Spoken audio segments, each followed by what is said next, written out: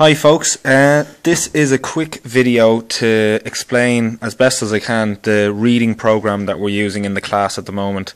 So I'm going to go through a few points in relation to it. Take in as much or as little as you want. I'm aware that some parents would like to know what the process is and what maybe they could do at home to help. So I'm going to try as best as I can to go through a few points. Feel free to pause, rewind, play it again, or however you see fit, because I will be showing you some stuff very quickly in the book, in this book here, and you may want to pause it and have a look and get a few points or not. So here we go. The reading program we're using in the class is called Rigby Star, and this is the beautiful book that comes with it. For me, the idea of the program is that they're levelled texts, so they start very easy and they get gradually more difficult as you go on, more tricky words, longer sentences, and so on. So what I've done is I've grouped the children roughly into ability groups in terms of their reading, and this is in relation to, you know, their letter sounds, how many tricky words they know, and generally how well they get on with the books. So what I've tried to do is put them in a group where they're reading a book that's at their level. So very quickly I'll show you. There's the lions, the tigers, the leopards, the panthers, and the cheetahs. And they each get a book, one book per week. So we'll take the leopards as an example. The leopards started with a book called Juggling. Then I think this week they have Goodnight Josie. I know I wasn't in last week. Next week they'll have At the Seaside, and so on. Now each book has one learning focus. So the children get, say, for example, they get Who Can Curly See home in a week. Each book has a learning objective or a learning focus that you can find on the back, and it's down here at the bottom. And in this case I know it's not focusing. To use picture cues.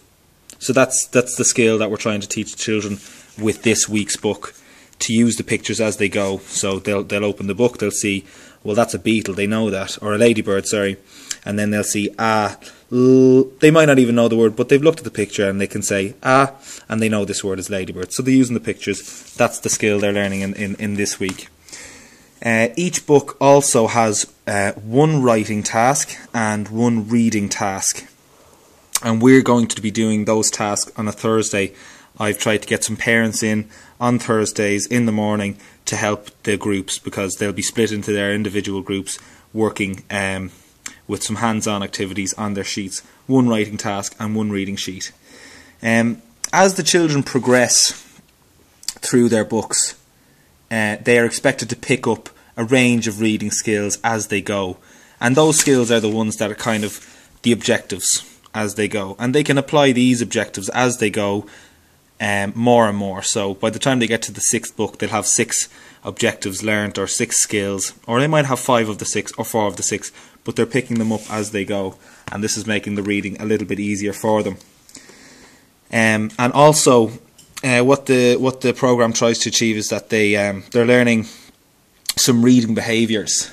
So I'll very quickly just show you some examples of the reading behaviours. So these are the very basic ones, and you can pause this and have a look. And this is for the lilac level. None of the children are actually on the lilac level. It's the one with no words, but it's these few things here.